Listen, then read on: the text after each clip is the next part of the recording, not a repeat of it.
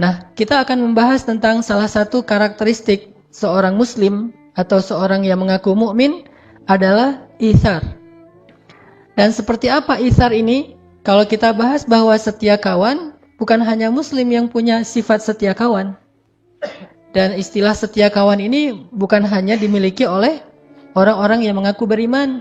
Bahkan orang yang tidak beriman kepada Allah pun kadang lebih setia kawan dari orang yang mengaku beriman.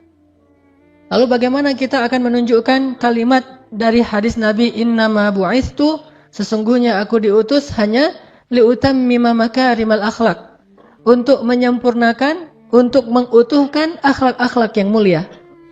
Sehingga dulu saya pernah menyampaikan bahwa yang memiliki akhlak mulia itu bukan cuma muslim, non-muslim juga mereka punya akhlak yang mulia. Mereka juga belajar tentang kemuliaan-kemuliaan akhlak. Tetapi Islam, kata Nabi, liutammim, dia mutammimal akhlak, mutammima makarimal akhlak. Dia menyempurnakan semua akhlak-akhlak yang indah, semua akhlak-akhlak yang baik yang dimiliki oleh sekian banyak manusia. Kaum muslimin menyempurnakan, artinya kalau kita membicarakan tentang sifat jujur, maka semua orang belajar tentang jujur. Tetapi yang paling sempurna kejujurannya itu harusnya seorang muslim. Kita bicara tentang sifat sabar. Banyak orang yang memiliki sifat sabar, tetapi harusnya muslim itulah yang paling sempurna kesabarannya. Kita bicara tentang sifat setia kawan. Banyak orang yang punya sifat setia kawan, bahkan orang yang dalam bahasa poster itu mungkin masa bejat dulu, dalam keadaan masih bejat, kita jauh dari masjid, kita nggak pernah sholat, kita nggak taat sama orang tua, tapi kita punya sifat setia kawan kepada teman-teman kita itu luar biasa. Harusnya orang yang sudah datang ke masjid, yang sudah mengaku berhijrah, yang sedang belajar Al-Quran dan Sunnah, dia punya sifat setia kawan yang lebih sempurna daripada mereka yang menurut sebagian orang disebut orang yang belum berhijrah. Jadi kalau kita mengaku sudah berhijrah, kalau kita mengaku sedang memperbaiki diri dan sudah sering ikut taklim, tetapi kita tidak lebih setia kawan daripada mereka yang jarang ikut taklim atau yang belum pernah datang ke masjid, berarti kita belum memiliki karakteristik seorang muslim, sehingga tidak sah disebut sebagai muslim sejati. Apa bedanya kita dengan mereka? Bahkan mungkin mereka lebih baik daripada kita. Ada satu orang, namanya si A misalnya. Dia punya dua orang teman. Teman yang pertama, si B, ini orang yang sudah hijrah, rajin ke masjid, sholat berjamaah, ikut taklim. Ini si B. Temannya yang satu lagi si C, nggak pernah berhijrah, nggak pernah ke masjid, nggak pernah ikut taklim, sholat aja nggak pernah. Ketika si A ini membutuhkan pertolongan, atau dia sakit, atau dia butuh apapun, dalam keadaan sedang diuji dengan satu musibah, maka lihatlah siapa yang pertama datang untuk menolong si A. Kalau yang pertama datang adalah si B, harusnya demikian karena dia yang sudah berhijrah, dia yang sudah belajar. Tetapi alangkah memalukannya, alangkah sedihnya jika yang pertama datang kepada si A ini adalah orang yang gak pernah berhijrah, gak pernah ke masjid, ke taklim, yaitu si C. Sekarang kira-kira kita punya teman nih yang sering punya masalah, yang sering kadang-kadang diuji dengan musibah. Dia punya teman, salah satunya kita yang sudah rajin ke masjid, yang sudah sholat berjamaah di masjid. Dan dia juga punya teman-teman yang lain yang gak pernah ke masjid, yang seringnya ke tempat-tempat maksiat. Coba tanya pada diri kita masing-masing, kalau teman kita ini butuh sesuatu, apakah kita lebih dulu datang kepada dia, atau teman kita yang kita sebut ahli maksiat lebih dulu datang kepada dia? Ini adalah muhasabah yang paling jujur, untuk menunjukkan siapa yang paling baik di antara kita dengan orang lain. Yang kita sebut sebagai ahli maksiat dengan ahli ta'lim dan ilmu. Harusnya seorang muslim menunjukkan yang paling awal dalam kebaikan. Bukankah Allah mengatakan wasari'u ila maghfiratin min rabbikum wa jannah fastabiqul khairat was-sabiquna as-sabiqun ulaikal muqarrabun. Mereka yang pertama, mereka yang lebih dulu, mereka yang berlomba-lomba. Di mana semangat perlombaan dalam kebaikan itu seandainya kita mengaku sudah rajin datang ke masjid? Apakah perlombaan kita hanya langkah-langkah menuju rumah Allah? Bukankah kebaikan bukan hanya ada di dalam masjid, tetapi juga kebaikan tersebar di seluruh bumi yang Allah miliki ini? Sehingga harusnya kita harus muhasabah dan merasa malu kepada Allah dan kepada manusia. Bahwa kita seringkali bukan yang pertama datang untuk menolong saudara kita yang sedang membutuhkan pertolongan kita. Kita sering disalib oleh orang-orang yang kita sebut, mungkin dia orang yang tidak beriman, kita disalib oleh mereka. Ketika misalnya ada musibah di salah satu kota, di kota-kota ada di Indonesia, yang pertama yang datang langsung turun tangan.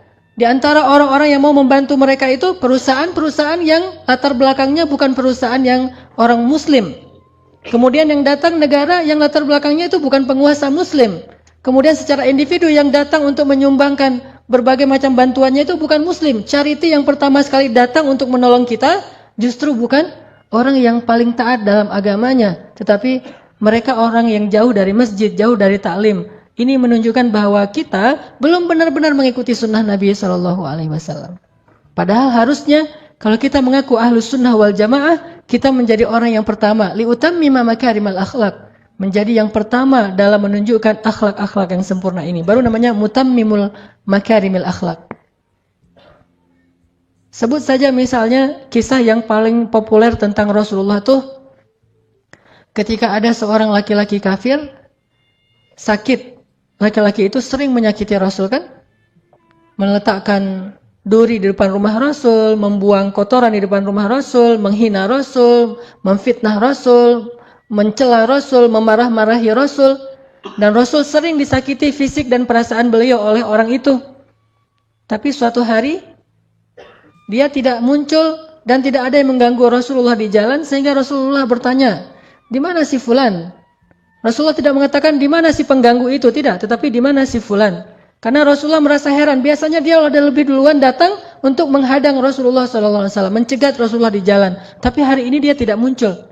Di mana si fulan? Kata orang-orang si fulan sedang sakit, ya Rasulullah. Di mana rumahnya? Ditanya rumahnya, lalu Rasulullah langsung balik arah, bukannya datang ke Ka'bah untuk berdakwah, bukannya datang ke rumah sahabat untuk taklim, tetapi langsung balik arah menuju rumah orang yang paling jahat kepada beliau, yang sedang sakit. Sehingga ketika Rasulullah datang mengetuk pintu, kemudian dia bertanya, "Man?" Rasulullah mengatakan, "Muhammad." Dia langsung makin gemetar, takut. Karena ini orang yang selama ini dia sakiti, sekarang datang untuk mungkin mau menuntut balas atau apapun. Lalu dibukakan pintu itu oleh keluarganya, Rasulullah datang dengan tersenyum, kemudian Rasulullah duduk di sebelahnya, kemudian bertanya bagaimana, apa penyakitnya, apa yang saya bisa bantu, dan seterusnya, dan seterusnya. Dengan akhlak yang paling indah yang beliau tunjukkan, sehingga membuat orang tadi yang paling benci kepada Rasul, tiba-tiba menjadi sejuk hatinya, menitikkan air matanya. Kemudian dia mengatakan, "Ya Muhammad, engkau adalah orang yang paling saya benci dalam hidup saya ini. Yang paling sering saya sakiti, yang paling sering saya musuhi, yang paling sering saya curangi, yang paling sering saya ganggu. Tetapi ketika saya sakit, engkau orang yang paling pertama datang menjenguk saya dan memberikan akhlak yang paling istimewa kepada saya." Akhirnya orang ini kemudian belajar Islam dan masuk Islam. Ini artinya bahwa Rasulullah SAW sudah menunjukkan akhlak yang paling istimewa kepada kita. Tetapi kita masih sibuk dengan riwayat. Apakah itu hadis sahih? Kata ulama itu hadisnya dhaif. Kalau memang hadisnya dhaif, lalu kenapa? Apakah hadis dhaif itu tidak boleh dipakai? Bukankah hadis dhaif itu kata ulama lebih baik daripada qaulul ulama, dari ucapan para ulama? Kenapa kita yang baru belajar 1-2 hadis lalu membuang hadis-hadis dhaif? Seolah-olah hadis dhaif itu tidak ada artinya. Apakah ucapan kita lebih berarti daripada hadis dhaif? Seandainya ada orang yang meminta nasihat kepada kita, maka sesungguhnya menasihati orang itu dengan hadis dhaif lebih baik daripada menasihatinya dengan ucapan dari pikiran kita sendiri. Karena hadis dhaif hanya lemah riwayatnya, tetapi bukan batil, bukan hadis palsu, berbeda dengan hadis maudhu. Banyak orang itu hadis dhaif, itu cerita dhaif, itu tidak ada riwayat yang kuat dan segala. Astagfirullahalazim. Apakah kamu pikir bahwa hadis dhaif itu hina, dina dan tidak ada nilainya di mata orang-orang para ulama? Bahkan seorang ulama, muridnya Ibnu Taimiyah yang paling streng menurut sebagian orang ulama, Ibnu Taimiyah yang paling keras dalam urusan hadis, punya murid namanya Ibnu Katsir.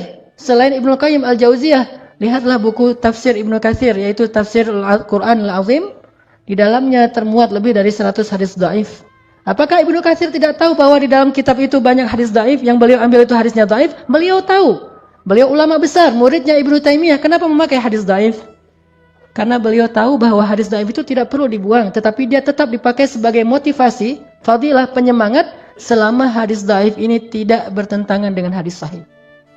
Kalau hadis dhaif bertentangan dengan hadis sahih, maka hadis dhaif ditinggalkan. Tetapi kalau hadis dhaif ini malah menguatkan, memperjelas makna dari hadis sahih, maka hadis dhaif tetap dipakai oleh para ulama. Banyak, termasuk Imam Al-Ghazali dalam kitab beliau tentang Ihya Ulumuddin, banyak sekali hadis dhaif. Termasuk juga ulama India yang dari Jam'atut Tabligh, Fadailul A'mal. Orang membuang buku itu, tidak usah baca buku itu karena hadisnya banyak yang dhaif. Memangnya beliau tidak tahu hadisnya dhaif? Beliau tahu, beliau ulama hadis, dan dari India itu banyak sekali ulama-ulama hadis yang luar biasa. Intinya bahwa kisah ini adalah sebuah inspirasi yang luar biasa tentang akhlak Rasulullah SAW. Jauh sebelum kita mengkritisi tentang ilmiahnya, maka kita telah bisa mengambil manfaat dan hikmah yang luar biasa dari kisah ini. Di mana kita dibandingkan Rasulullah SAW dalam urusan itsar, setia kawan. Maka teman-teman sekalian, malam ini kita akan belajar menjadi orang yang lebih setia kawan.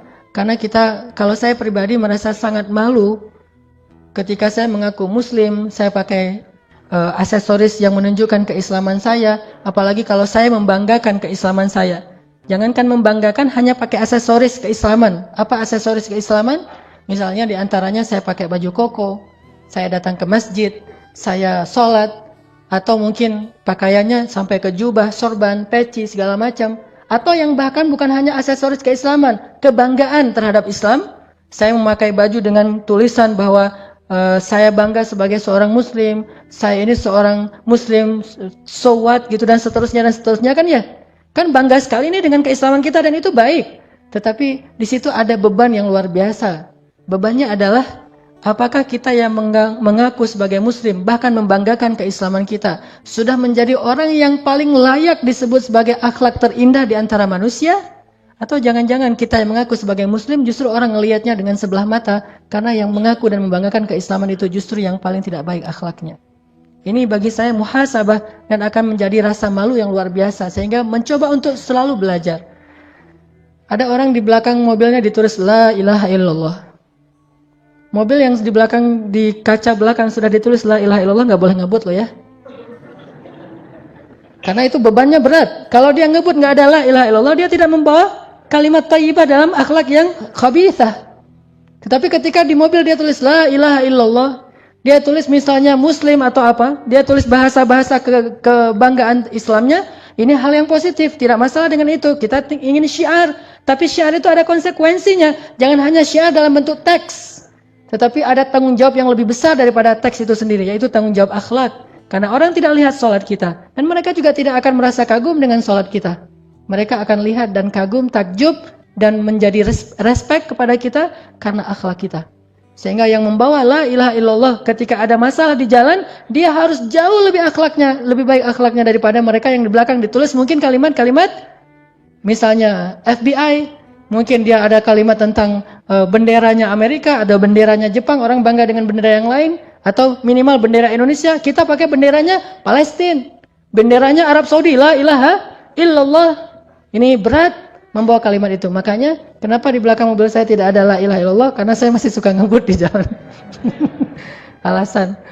Setidaknya orang tahu, suatu saat saya pernah gini. Ini saya waktu itu pakai sorban. Pakai sorban mau ngajar pakai jubah. Karena lagi-lagi alasannya buru-buru gitu. Ngebut kan? Karena macet, jalannya tuh udah stuck banget. Akhirnya saya ngambil jalur yang arah berlawanan. Dan dipancing sama angkot sebetulnya. Saya ngikutin angkot aja, jalur yang berlawanan. Pas ngikutin angkot, angkotnya langsung bisa masuk, saya ketinggalan di belakang. Kemudian di depan udah ada mobil yang berlawanan masuk. Dan mobilnya kebetulan mobil mewah. Lalu setelah itu saya buka kaca tuh mau minta maaf kepada dia juga buka kaca, langsung dia teriak di wajah saya dengan kalimat dari kebun.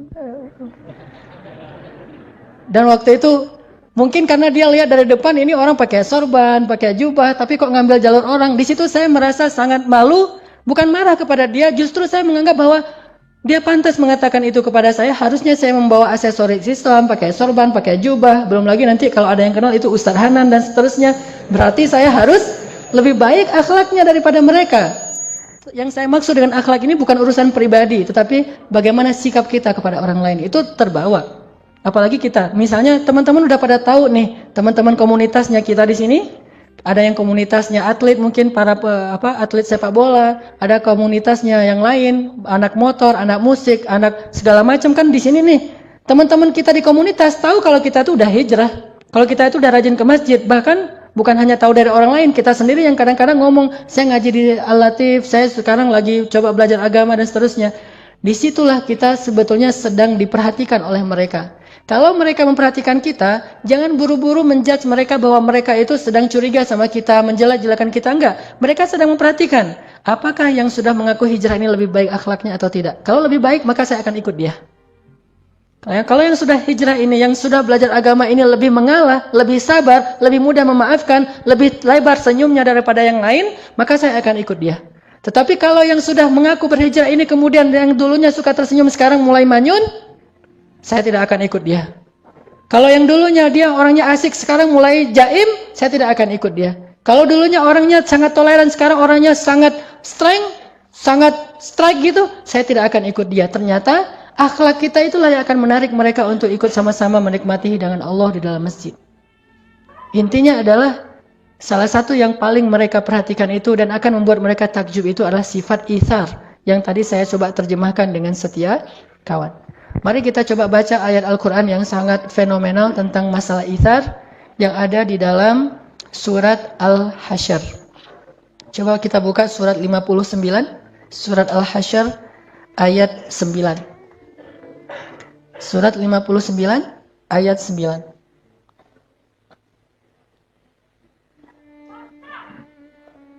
Surat Al-Hasyr surat 59 ayat 9.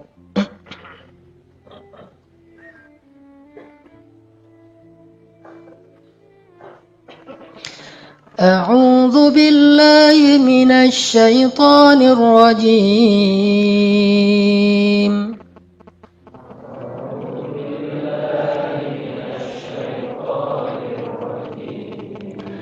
Bismillahirrahmanirrahim.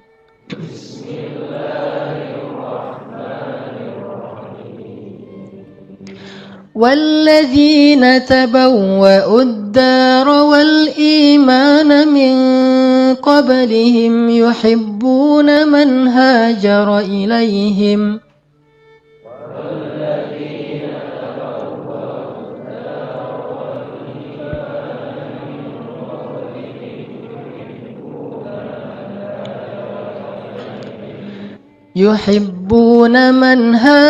إليهم ولا يجدون في صدورهم حاجة مما أوتوا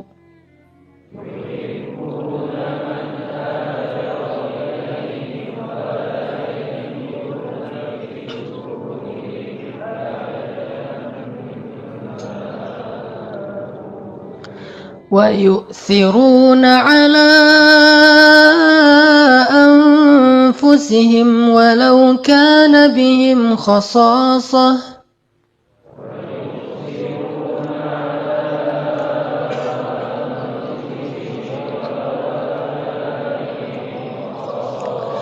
ومن يوق شح نفسه فأولئك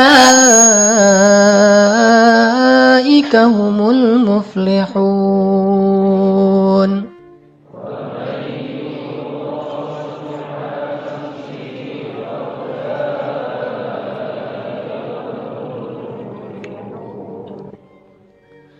Dan orang-orang yang telah menempati kota Madinah dan telah beriman, yaitu kaum Ansor, sebelum kedatangan kaum Muhajirin. Mereka adalah orang-orang Ansor yang sangat mencintai orang-orang Muhajirin yang berhijrah kepada mereka. Dan mereka itu tiada menaruh satu keinginan pun dalam hati mereka terhadap apa yang diberikan kepada kaum Muhajirin. Dan mereka selalu itsar atau mengutamakan orang-orang Muhajirin atas diri mereka sendiri, sekalipun mereka dalam keadaan kesusahan. Dan siapa yang dipelihara dari kekikiran dirinya, mereka itulah orang-orang yang beruntung. Teman-teman sekalian, di dalam ayat 9 ini Allah Subhanahu wa taala menyebutkan satu kata itsar dalam bentuk verb atau kata kerja, yaitu kalimat wa yu'thirun. Wa yu'thiruna ala anfusihim walau kana bihim khasasah. Dan yang diambil sebagai sampel atau contoh tentang itsar di dalam Al-Qur'an itu adalah satu kaum, bukan satu individu. Ini menunjukkan bahwa sifat itsar ini dimiliki oleh orang banyak yang luar biasa, yang mereka disebut oleh Allah dengan istilah kaum Ansor, yang terdiri dari suku Aus dan suku Khazraj. Orang-orang Ansor, orang-orang Madinah. Ternyata orang-orang Madinah ini adalah orang-orang yang ahlul ithar, orang yang sangat luar biasa dalam berithar, dalam setia kawan tuh luar biasa orang Ansor. Sangat terlihat nanti kisah-kisah itharnya orang Ansor itu, gimana mereka bisa setia kawan, gimana mereka bisa lebih mengutamakan orang muhajirin daripada diri mereka, sampai ke tingkat yang kita tidak bisa mengerti, sampai ke tingkat yang tidak bisa dipercaya oleh akal kita. Begitu luar biasanya sifat setia kawannya kaum Ansor.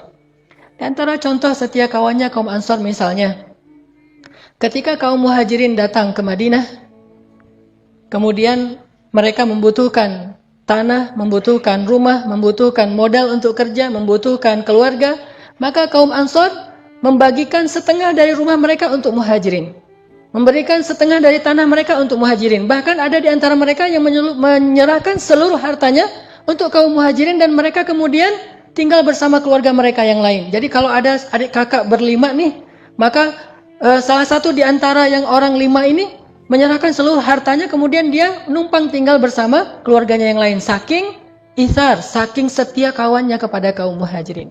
Ini yang dilakukan oleh orang Ansar. Sehingga ketika Rasulullah dan sahabat muhajirin datang ke Madinah, mereka tidak kelaparan, mereka tidak kedinginan, mereka tidak kepanasan. Mereka semuanya mendapatkan tempat seperti yang mereka dapatkan di kampung halaman mereka, karena ithar dari kaum Ansar. Siapa di antara kita yang bisa seperti ini? Datang orang yang kita tidak kenal sama sekali. Kalau ithar kepada para sahabat, setia kawan dengan teman-teman itu, ini kita mungkin bisa. Bahkan ada di antara kita yang mungkin punya pengalaman di masa-masa lalu, saat kita punya komunitas motor mungkin, atau komunitas hobi yang lain, ketika ada teman kita yang misalnya anak Vespa nih, ada temannya jalan dari Bandung ke Pangandaran, sampai di daerah Pangandaran atau katakanlah misalnya Garut aja atau Tasik gitu, Vespanya mogok.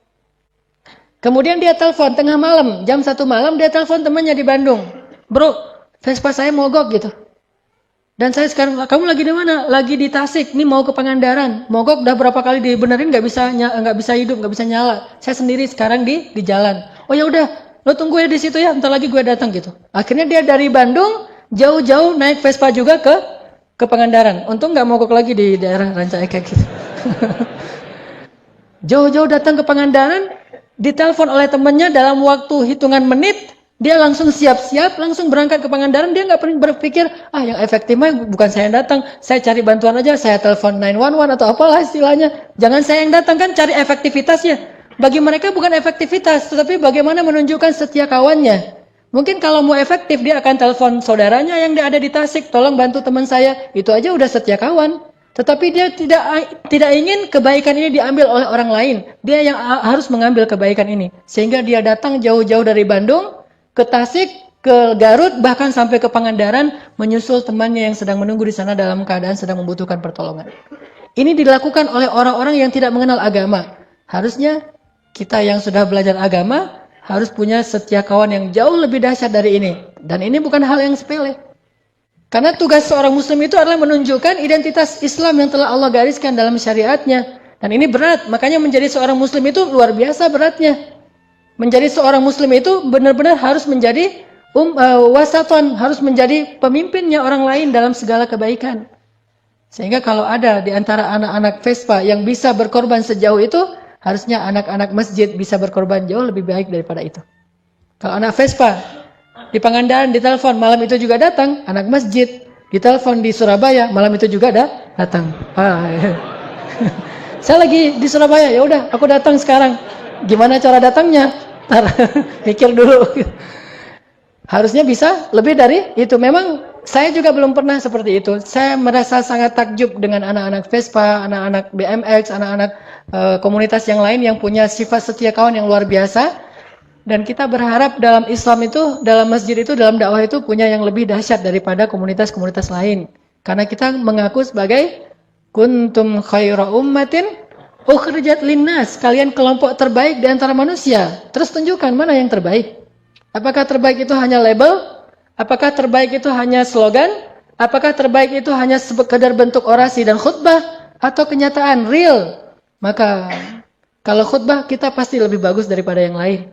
Kalau label kita punya banyak label-label yang keren, tetapi realnya kita harus banyak muhasabah. Saya bukan katakan tidak ada, tetapi kita harus banyak muhasabah. Jangan-jangan kita belum menunjukkan apapun, apa yang kita tunjukkan dalam bentuk label, tetapi tidak ada dalam realitasnya. Orang Ansor, pernah ada kasus begini. Sejak kaum muhajirin datang ke Ansor, orang Ansor itu berbagi. Berbagi setengah dari harta mereka, sepertiga dari harta mereka, 2/3 dari harta mereka. Bahkan ada yang seluruh dari harta mereka diberikan. Maaf, sampai ada di antara mereka yang mengatakan, maaf, saya punya anak, silakan kalau kamu mau menikahi anak saya, kamu butuh keluarga, kamu jadi menantu saya. Kamu nggak perlu mahar, maharnya adalah kamu muslim. Maka saya akan memodalkan semuanya. Dinikahkan putrinya dengan orang muhajirin. Ada yang bahkan istrinya mengatakan kepada suaminya,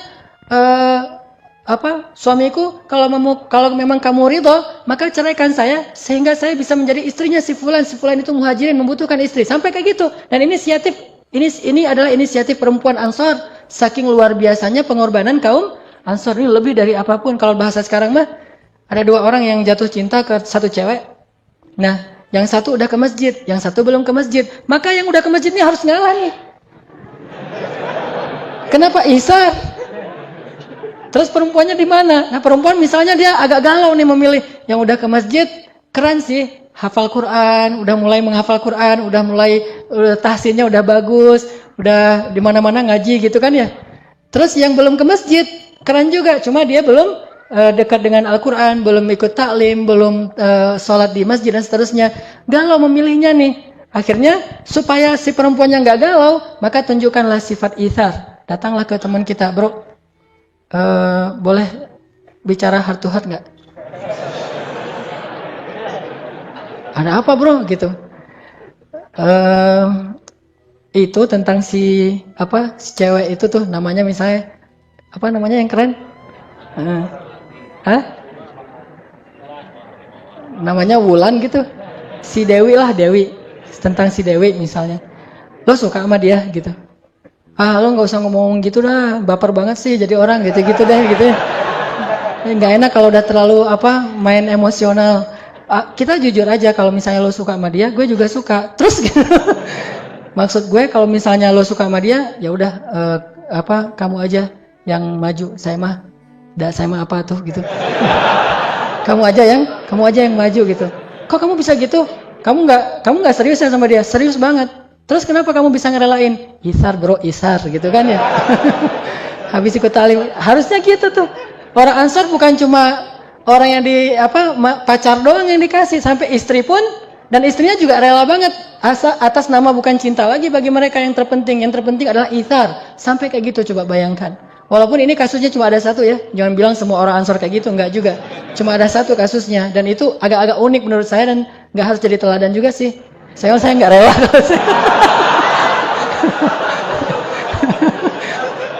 Kalau saya mah nggak rela.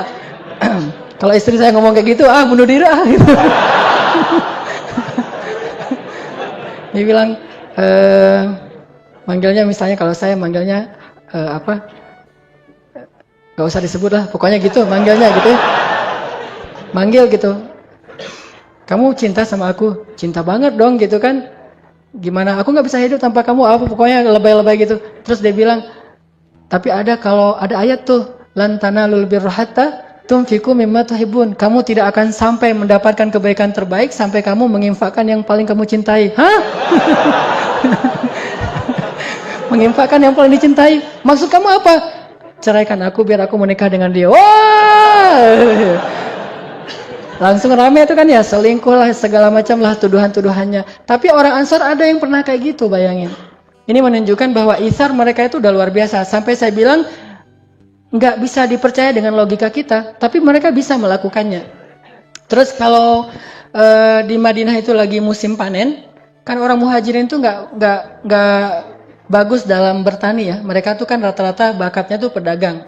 Sedangkan orang Ansar bakatnya berkebun, bertani. Mereka orang-orang yang bagus dalam megang tanaman. Nah, ketika musim panen korma, orang muhajirin nggak pernah kerja. Orang muhajirin nggak pernah bantu-bantu di ladang-ladang korma. Mereka mah berdagang aja, dan berdagangnya juga nggak untung-untung amat karena modalnya kecil. Paling-paling yang untung besar tuh cuma beberapa orang lah. Abdurrahman bin Auf, Utsman bin Affan, dan beberapa orang sahabat. Ketika orang-orang Ansor panen, mereka kumpulkan kurma-kurma yang sangat banyak itu di ladang-ladang mereka. Mereka berkumpul, kemudian mereka memanggil, "Ya Rasulullah, datanglah ke ladang-ladang kami." Datanglah Rasulullah. "Ya Rasulullah." Kata Rasulullah, "Kenapa kalian belum membagi hasil panen ini?" Kata orang-orang Ansor, "Ya Rasulullah, kami tidak mau membagikan hasil panen ini di antara kami saja, tetapi kami ingin juga berbagi dengan kaum muhajirin. Ajaklah kaum muhajirin bersama kami ya Rasulullah, kami ingin berbagi dengan mereka." Diajak orang muhajirin. Sedangkan orang muhajirin ngapain? Mereka di rumah aja, malu, nggak berani keluar. Takutnya ntar kalau keluar kan nggak enak tuh. Orang lagi enak-enakan mau bagi-bagi hasil panen, kita lalu lalang kan dikira, kayaknya dia butuh tuh kan nggak enak tuh. Jadi caper gitu kan. Akhirnya orang muhajirin, ya udah di dalam rumah aja tuh. Dipanggil sama Rasul, "Ya muhajirin, keluar-keluar. Ada apa ya Rasulullah?" Orang-orang Ansor mengundang kalian ke ladang-ladang mereka. Datanglah muhajirin. Ketika datang orang-orang muhajirin ke ladang-ladang Ansor, orang Ansor menyambut mereka itu seperti orang yang menyambut seseorang yang sangat menguntungkan mereka. Bukan, datang. Bukan gitu. Kayak kita misalnya lagi makan enak nih, kita lihat makanan enak, teringat dengan teman kita. Aduh, kalau makanan enak kayak gini masa saya makannya sendiri? Kita SMS teman kita telepon, "Mau makan di sini enggak? Saya lagi di sini nih, ayo ke sini aja." Kita ajak teman kita. Kan itu hal yang sepele sebetulnya, sederhana. Bahkan kalau perlu saat kita lagi uangnya hampir habis tuh. Kita lihat di ini kita tinggal 2 lembar lagi, warna merahnya. Sementara kita makannya itu rata-rata harganya 30.000 ke atas gitu. Kan enak tuh makanannya 50.000, 40.000, ada burger, ada segala macam. Kita SMS teman kita, "Aku lagi makan ini nih, ayam penyet, kan harganya 30 ribuan. Mau datang ke sini bareng-bareng?" Dia bilang, "Oh boleh. Ini kan dia nggak tahu kalau kita nggak punya uang. Terus pesannya apa? Misalnya pesannya lebih mahal dari kita." Mulai mikir, dihitung-hitung tadi kira-kira sampai nggak? Jangan-jangan nanti pas udah pesan semuanya uangnya kurang kan? Dalam kondisi yang kita lagi butuh, lalu kita kekurangan uang, tapi kita masih bisa memberi kepada yang lain, itu namanya itsar. Kalau sekedar memberikan yang lebih, itu namanya jud. Kalau memberikan yang kita nggak terlalu butuh, itu namanya sakha.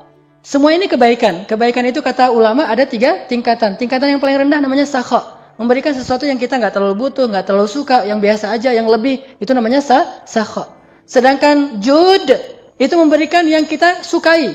Dan itsar memberikan yang paling kita butuhkan. Sehingga kalau kita berikan kepada yang lain, kita jadi kekurangan, bahkan kita menjadi susah. Itu namanya itsar. Orang Ansor menyambut kedatangan muhajirin ke ladang mereka itu dengan pelukan hangat. "Selamat datang ya muhajirin, selamat datang muhajirin, sini. Semuanya saling tarik menarik untuk duduk di tempat dia. Karena kalau duduk di tempat dia, dia akan membagikan. Ini punya banyak patok nih, punya banyak spot. Kesini.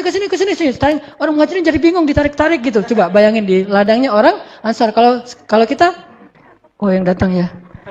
Pura-pura sibuk aja gitu. Yang lain, dia telengah-telengah ngelihat, nggak ada, kayaknya nih saya nggak ada yang nyambut nih, pulang aja dia kan gitu ya. Kalau kita nggak, kalau muhajirin, kalau Ansar nggak, dia tarik ke ladangnya, kesini. Setelah semuanya udah selesai, Rasulullah mengatakan, "Sekarang wahai orang Ansar, bagilah hasil panen kalian." Langsung mereka memberikan kurma-kurma yang terbaik untuk orang-orang muhajirin. Sehingga Rasulullah SAW berdoa kepada Allah, "Ya Allah, berkahilah rezekinya orang-orang Ansar." Ini namanya itsar. Di mana sekarang sifat itsar seperti ini dalam kehidupan kaum muslimin? InsyaAllah kita lanjutkan nanti kisah-kisah yang lain setelah sholat Isya. Jadi kepikiran tadi habis ngomongin jadi nggak khusyuk salahnya. Ngomongin kalau misalnya kayak Ansor diuji kayak gitu tuh, itu berat banget ya. Kalau istri mungkin nggak lah gitu. Tapi kalau calon, itu benar-benar tuh. Gara-gara itu jadi nggak khusyuk salahnya kepikiran. Ini kalau benar-benar diuji benar kayak gitu tuh perasaan kita banget. Yang diuji kan kalau misalnya harta oke lah, kita siap lapar insya Allah gitu. Atau sakit kita siap menderita. Tapi kalau perasaan kan, itu benar-benar itsar. Kayaknya salah satu contoh itsar paling mengharukan tuh itu tuh kayaknya. Dan hanya ada di sinetron selain dalam sejarah Islam gitu. Atau mungkin ada yang pernah ngalamin? Berarti nggak bisa dikisahin juga, nggak pernah ngalamin, nggak tahu gimana sakitnya tuh kayak gimana tuh nggak tahu. Luar biasa tuh ya. Jadi sahabat kita sendiri, kita tahu diam-diam ternyata dia tertarik. Sementara si cewek ini mungkin belum memutuskan. Terus kita tahu, dia kayaknya suka juga. Akhirnya kita mundur gitu, nggak mau maju. Padahal kita udah terlanjur menyimpan dalam hati kita, udah dalam banget, udah terukir gitu namanya. Udah gitu kita mundur. Terus kita nanti menyaksikan bahwa dia buat kartu undangan, kita dikirimin gitu. Ini dramatisir banget nih. Ya mirip-mirip dengan ketika cinta bertasbih gitu kan?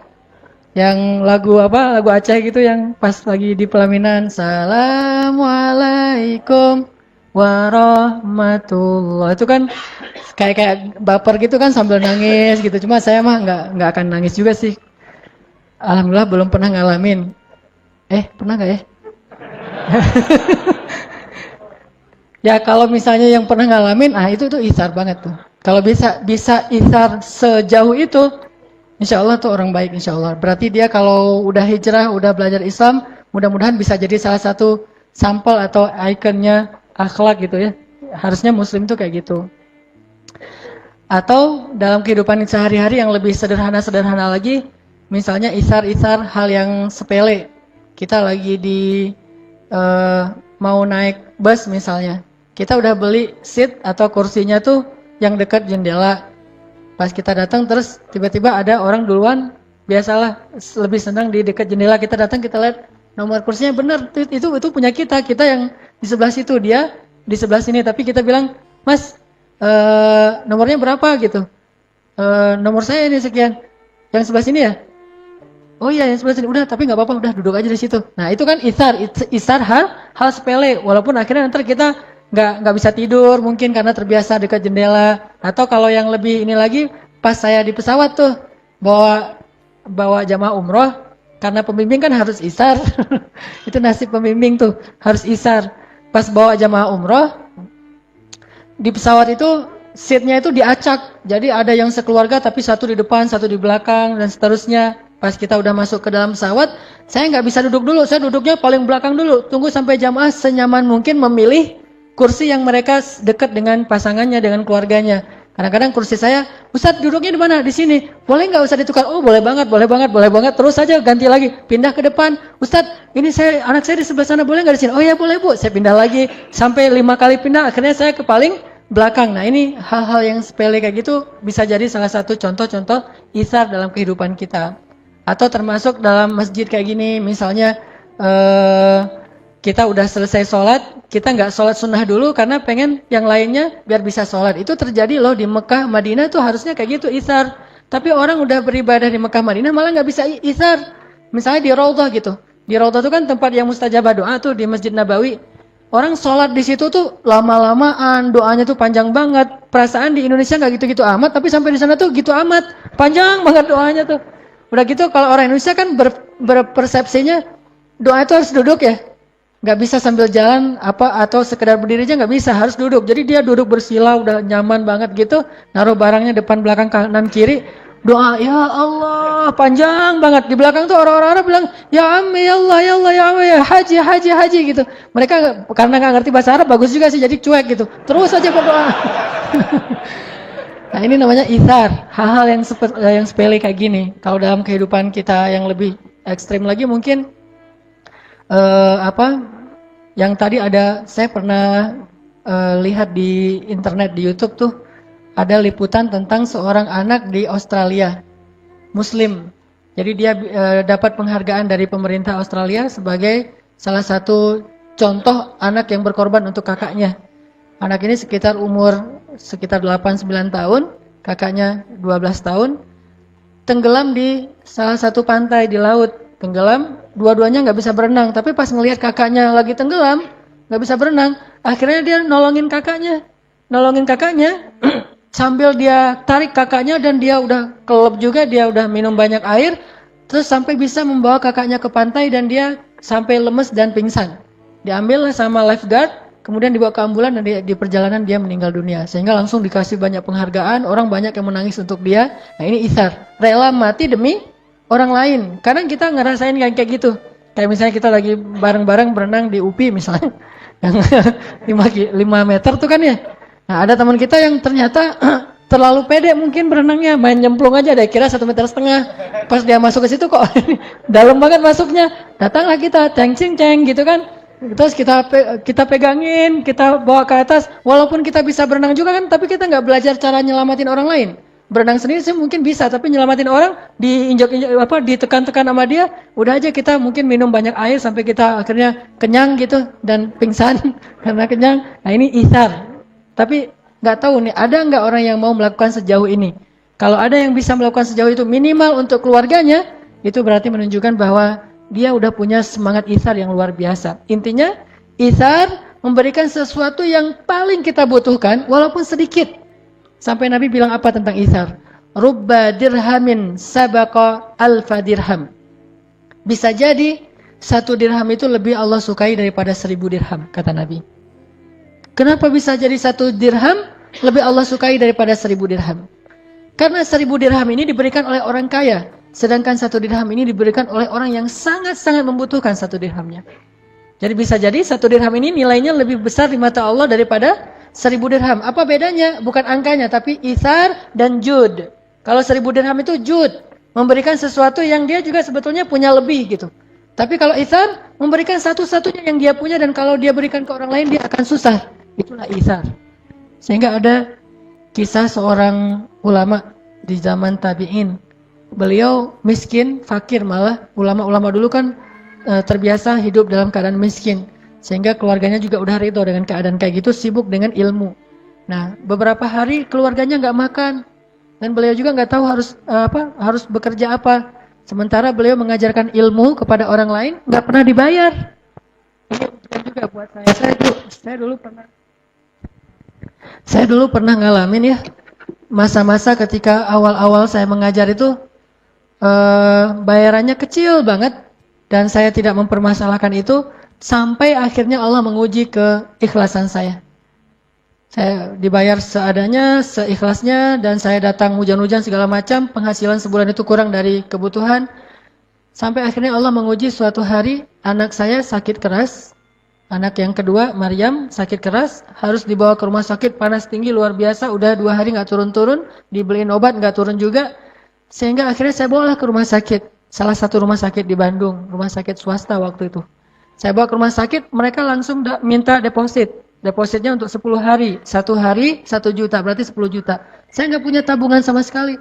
Akhirnya udah masuk, anak saya udah diperiksa, katanya ini parah banget, harus segera diopname dan minta depositnya. Saya tarik lagi keluar dari rumah sakit itu. Saya pergi ke rumah sakit negeri. Ke rumah sakit negeri, salah satu rumah sakit negeri di Bandung. Akhirnya juga gitu. Diminta deposit, kemudian mau di-scan gitu, mau di-ronsen.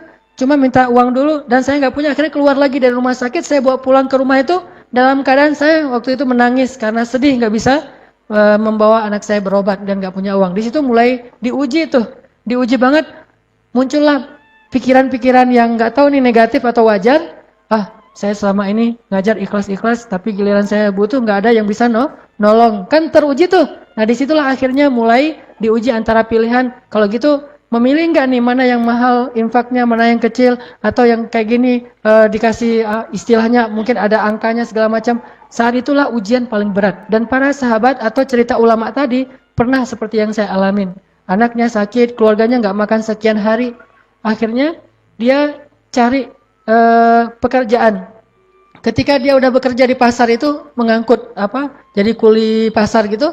Dia dapat untuk bisa beli roti cuma satu roti doang tuh, saking murahnya dibayar. Dan itu pun pasarnya pasar yang jauh yang nggak ada yang kenal dengan dia. Soalnya kalau di pasar ini orang kenal nanti disedekahin, nggak enak. Dia pergi ke pasar yang jauh, bekerja dapat beli 1 roti. Pas dia pulang dari perjalanan dari pasar ke rumahnya, dia udah bahagia nih, anak saya bentar lagi bisa makan, keluarga bisa makan, saya bisa makan. Tiba-tiba di tengah jalan dia bertemu dengan seorang ibu dengan 3 orang putrinya, semuanya dalam keadaan kelaparan. Kata ibu ini, Pak, boleh saya minta tolong? Saya belum makan, udah berapa hari, anak-anak saya juga kasihan belum pada makan. Ini mulai ujian nih dalam hati si laki-laki ini, ulama ini. Kemudian akhirnya setelah dia timbang-timbang, dia kasihlah setengah dari rotinya kepada ibu tadi dan setengah lagi dibawa pulang.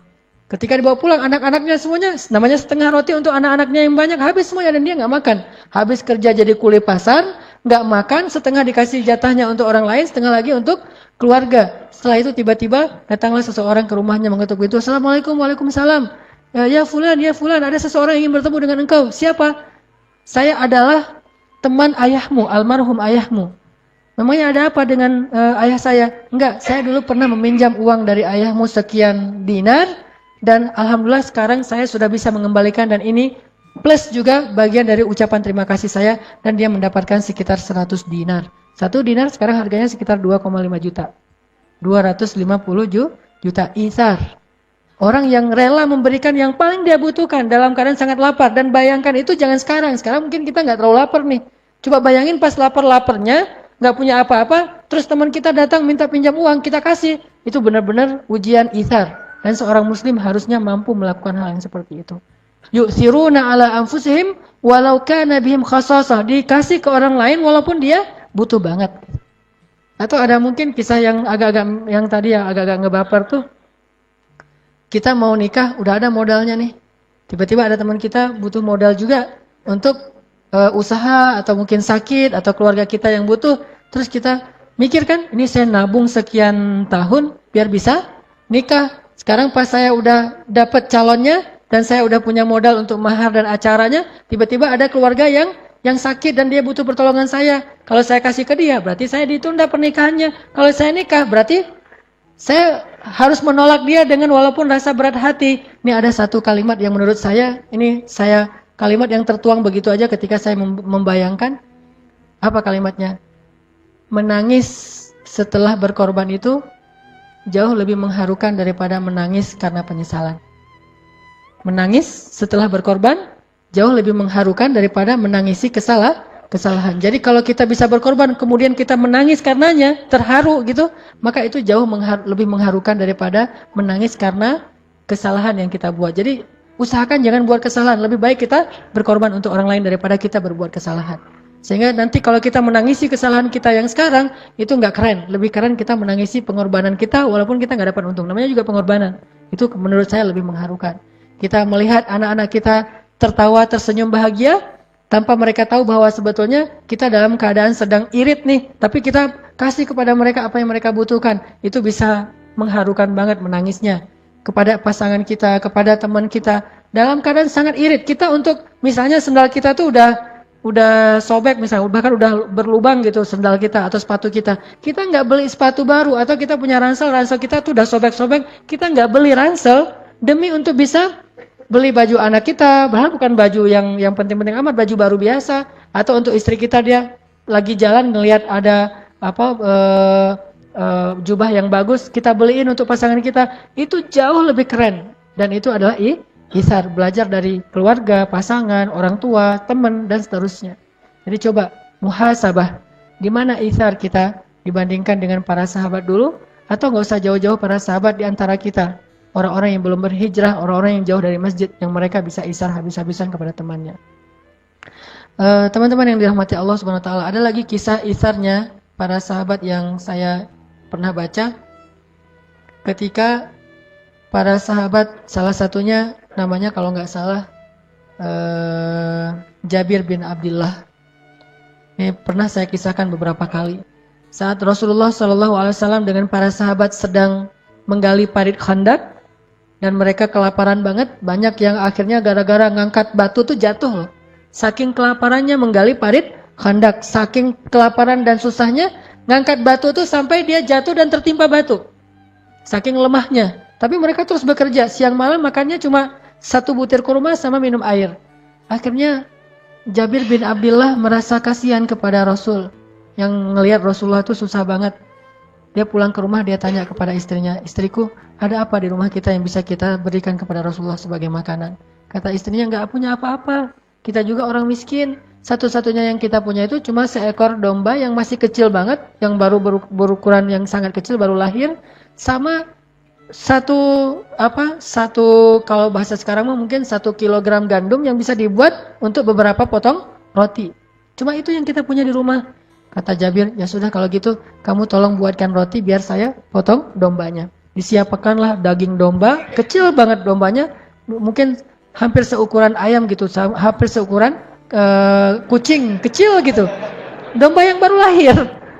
Cuma satu-satunya yang dimiliki segitu tuh. Kalau dalam bahasa Arab kan itu ada istilahnya tuh, domba yang sangat kecil, ya agak gede dari kucing sedikit gitu. Nah dipotongin, kasihan banget sih dombanya. Terus buatin roti, udah selesai masak gitu, hanya untuk bisa makan 3 orang. Pergilah menemui Rasulullah.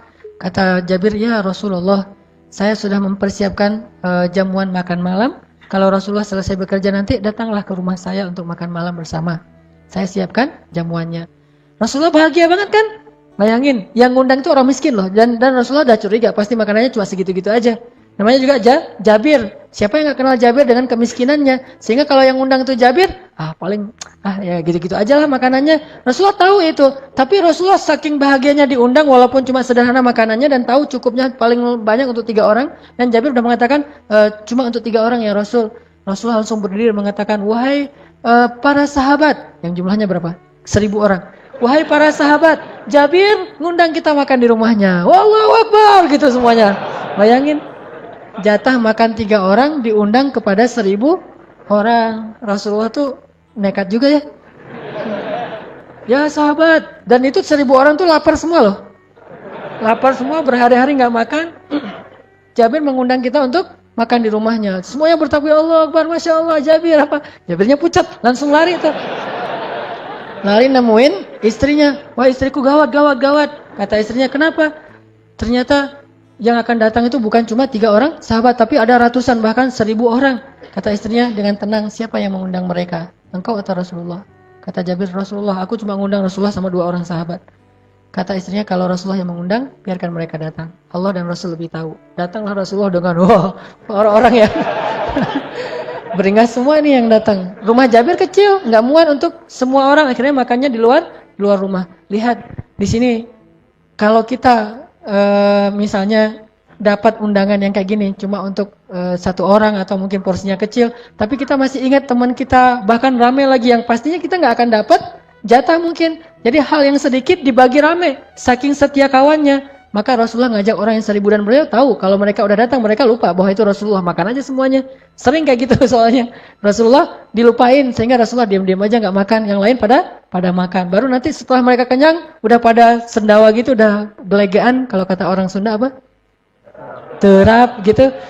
Jadi udah gelegean, udah terap, baru mereka tanya, loh Rasulullah kok nggak makan? Rasulullah kan sering digituin. Rasulullah bilang, udah biarin aja.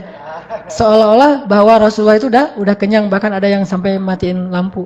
Nah, Rasulullah tahu kondisinya akan kayak gitu resikonya, tapi Rasul tetap mengundang 1000 orang yang lapar-lapar tuh datang ke rumah Jabir. Jabir dengan wajah agak pucat, nih pasti nggak akan cukup nih.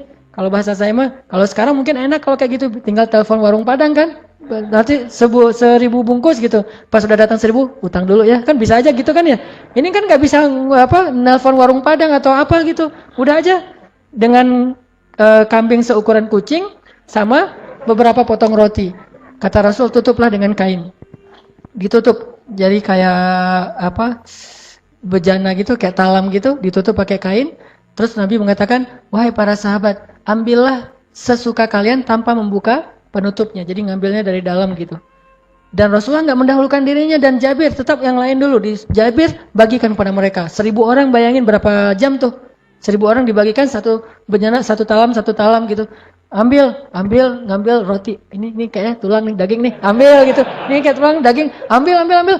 Namanya orang Arab, bayangin. Itu orang Arab lapar lah gitu. Orang Arab gak lapar aja. Makanya banyak kan gimana orang Arab yang lapar. Sahabat lapar banget. Pasti makanya banyak banget. Ngambil.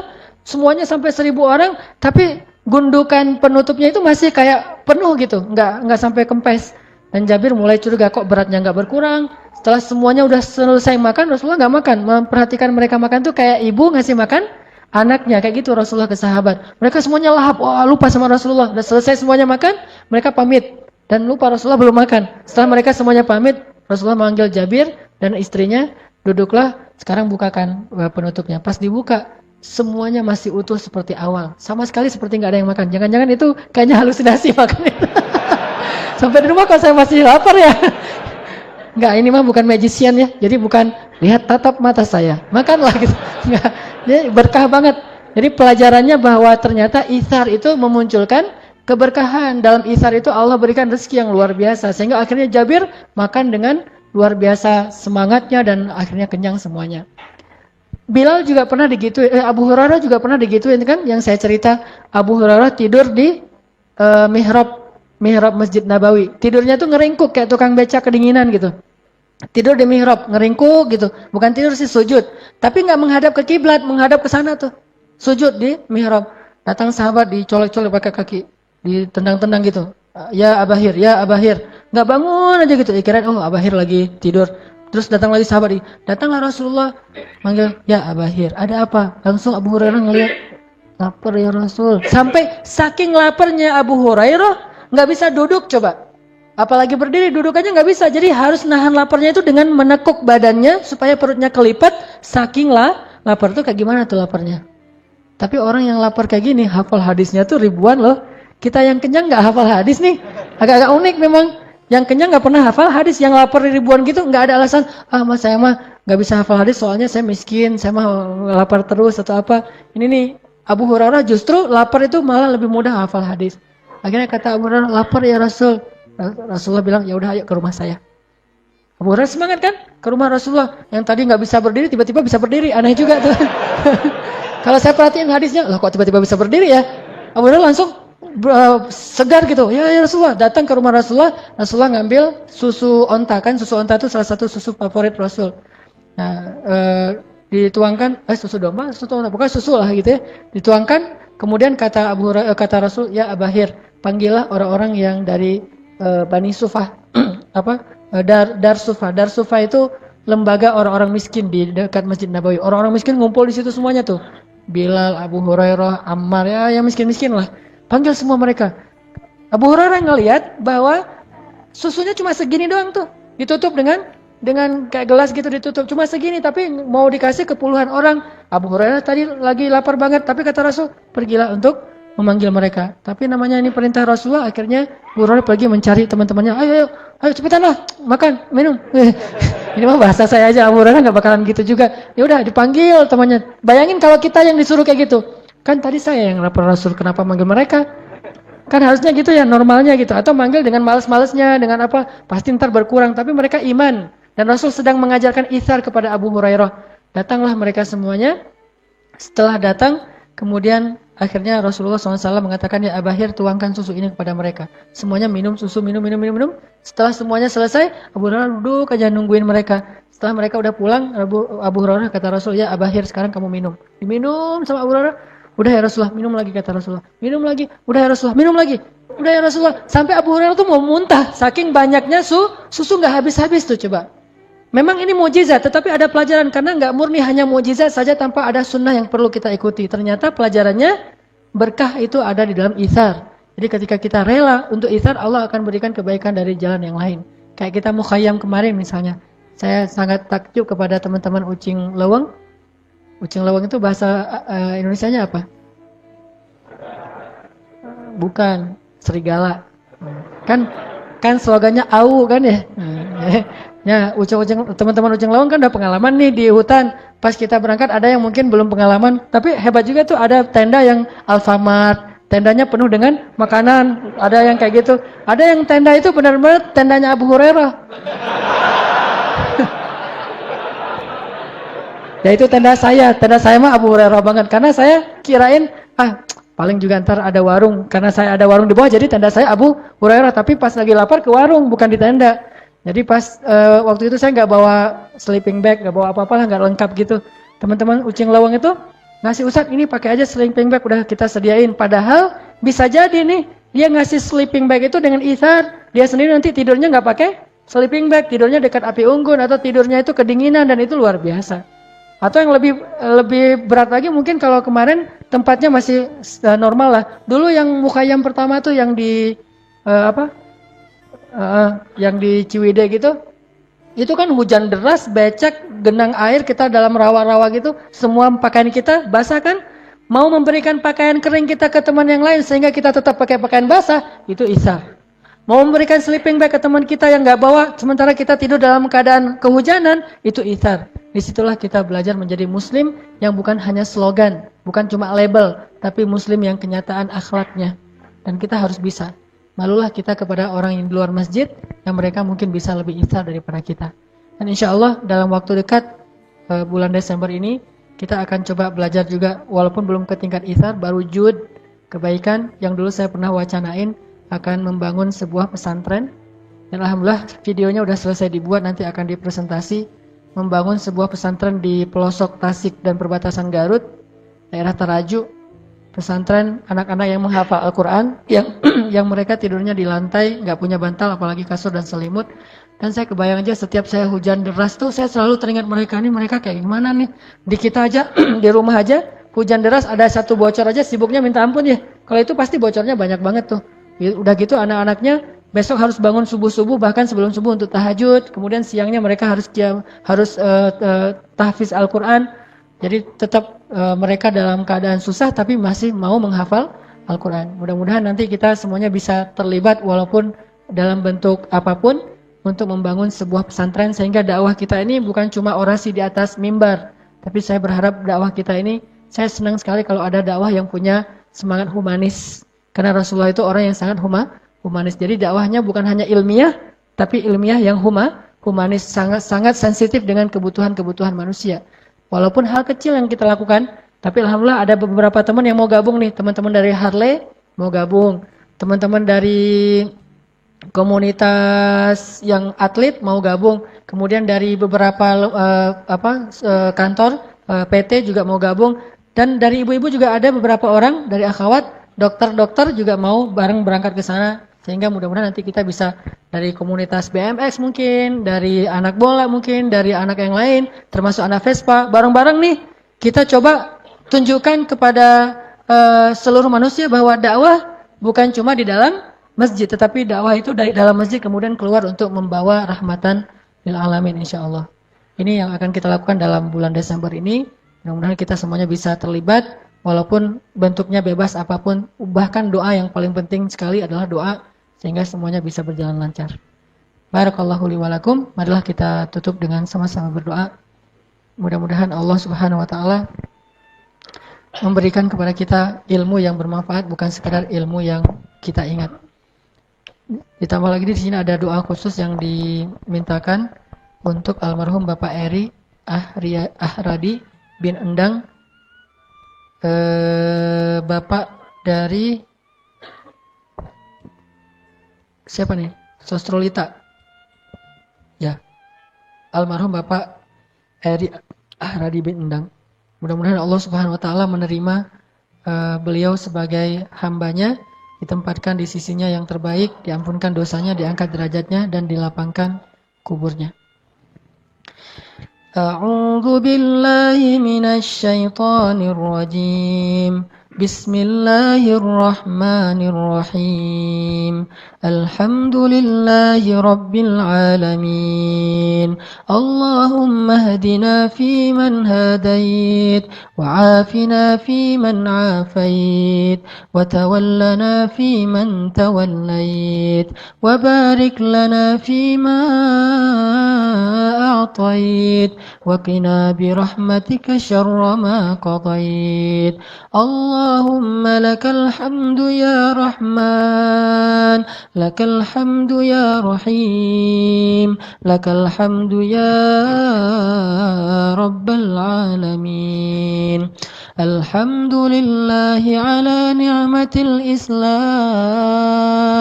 الحمد لله على نعمة الإيمان، الحمد لله على نعمة التوبة، الحمد لله على نعمة القرآن، الحمد لله على نعمة الأخوة، الحمد لله على نعمة الهجرة، الحمد لله على نعمة العبادة.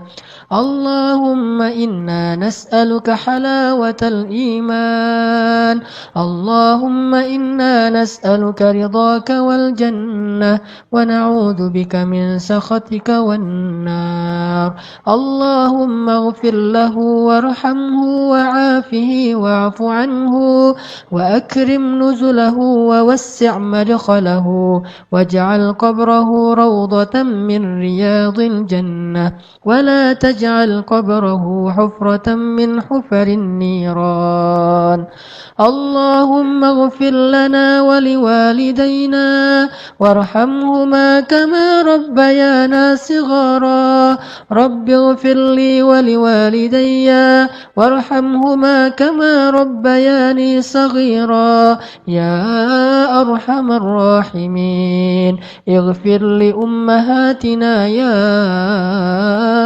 غفار اغفر لأمنا يا غفار واغفر لأبائنا يا غفار واغفر لإخواننا يا غفار واغفر لأخواتنا يا غفار واغفر لأساتذتنا يا غفار واغفر للمسلمين يا غفار ربنا اغفر لنا ولإخواننا الذين سبقونا بالإيمان ولا تجعل في قلوبنا غلا للذين آمنوا يا الله يا الله يا الله يا رب العالمين يا الله نسألك رضاك والجنة ونعوذ بك من سخطك والنار يا الله ampunkanlah dosa kami ya Allah. Ampunkanlah kesalahan-kesalahan yang pernah kami lakukan ya Allah. Ampunkanlah maksiat-maksiat yang senantiasa kami ulang-ulang bahkan sampai hari ini ya Allah. Ampunkanlah kelalaian-kelalaian kami ya Allah. Ampunkanlah kesia-siaan hidup kami ya Allah. Maafkanlah segala kealpaan dan kelupaan yang kami kerjakan dalam kehidupan kami ya Allah, yang membuat kami jauh darimu ya Allah. Ampunkanlah dosa-dosa kami ya Allah, dosa ayah dan ibu kami ya Allah, dosa saudara-saudara kami ya Allah, dosa pasangan kami ya Allah, dan dosa keluarga kami ya Allah. Ya Allah ya Arhamar Rahimin, Engkau yang maha lembut, Engkau yang maha penyayang. Dengan kasih sayangmu Engkau telah selamatkan kami dari jurang-jurang api neraka. Engkau hantarkan ke dalam hati kami iman dan hidayah. Engkau hantarkan dalam hati kami rasa cinta untuk duduk di dalam majelis ilmu agamamu ya Allah. Engkau jadikan kami rasa cinta ke dalam rumahmu ya Allah, sehingga kami lebih ringan melangkahkan kaki kami untuk datang ke masjid-masjidmu ya Allah. Ya Arhamar Rahimin, di sana di luar sana masih banyak dari sahabat-sahabat kami yang masih enggan untuk masuk ke dalam rumah-rumahmu, bukan karena mereka benci kepadamu ya Allah, tetapi karena mereka belum paham ya Allah. Ampunkanlah dosa sahabat-sahabat kami ya Allah, yang mereka masih belum mau datang ke rumahmu ya Allah, bukan karena mereka jahat, tetapi mereka belum mengerti ya Allah. Ajarkanlah kepada mereka apa yang Engkau ajarkan kepada nabimu. Ajarkanlah kepada mereka apa yang Engkau ajarkan kepada para sahabatmu. Ajarkanlah kepada mereka apa yang Engkau ajarkan kepada hamba-hambamu yang soleh ya Allah. Ya Allah, berikanlah kebaikan yang kami rasakan saat ini di rumahmu kepada sahabat-sahabat kami yang ada di luar sana ya Allah. Ketuklah hati mereka agar mereka mau datang ke masjid-masjidmu, agar mereka mau duduk di dalam majelis-majelis ilmu agamamu ya Allah. Ya Allah, jadikanlah kami asbab hidayah bagi mereka. Maafkanlah kami jika kami tidak sabar terhadap kesalahan-kesalahan yang mereka kerjakan. Jika kami belum sabar untuk mengajak mereka dengan akhlak yang baik, justru mereka menjadi semakin jauh dari rumahmu karena ketidaksabaran kami dalam mengajak mereka ya Allah. Ya Allah, masukkanlah kami ke dalam surga bersama sahabat-sahabat kami itu ya Allah. Jadikanlah kami sahabat di masa jahiliyah dulu menjadi sahabat juga di masa-masa yang telah kami bertobat ya Allah. Jika kami dulu bermaksiat kepadamu dalam keadaan berteman dan akrab, sekarang jadikanlah kami beribadah kepadamu juga dalam keadaan berteman dan akrab ya Allah. Dalam keadaan bersahabat ya Allah di dunia dan di akhirat insya Allah. Ya Rabbal Alamin, selamatkanlah pemuda-pemuda Islam yang ada di Indonesia dari segala macam fitnah dunia ya Allah. Selamatkanlah akhwat perempuan-perempuan muslimah dari fitnah aurah dan fitnah dunia ya Allah. Jadikanlah pemuda-pemuda Islam itu tumbuh dalam ketaatan ya Allah, sehingga mereka mendapatkan salah satu naunganmu di padang mahsyar, yaitu pemuda yang tumbuh dalam ketaatan ya Allah.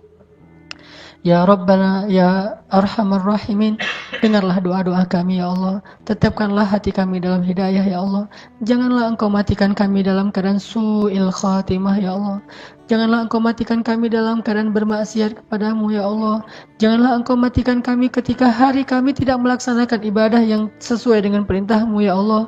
Matikanlah kami di hari yang terbaik dalam hidup kami ya Allah. Matikanlah kami dalam keadaan beramal soleh kepadamu ya Allah.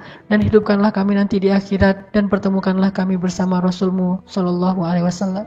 Ya Allah ya Rabbal Alamin. Betapa rindu kami kepada Nabi Muhammad Sallallahu Alaihi Wasallam. Betapa kami rindu kepada Nabi Muhammad ya Allah. Kami sering berselawat untuknya. Kami mencoba untuk mengikuti sunnahnya semampu kami ya Allah. Itu semuanya karena kami merindukan beliau ya Allah. Jadikanlah kami termasuk di antara orang-orang yang bertetangga dengan Rasul-Mu di dalam surga nanti ya Allah. Bertetangga dengan Abu Bakar As-Siddiq, bertetangga dengan Umar bin Khattab, bertetangga dengan Utsman dan Ali radhiyallahu anhum ajma'in. Ya Allah ya Arhamar Rahimin. Rabbana atina fid dunya hasanah wa fil akhirati hasanah wa qina adzabannar. Subhanakallahumma wa bihamdika asyhadu an la ilaha illa anta astaghfiruka wa atubu ilaik. Assalamualaikum warahmatullahi wabarakatuh.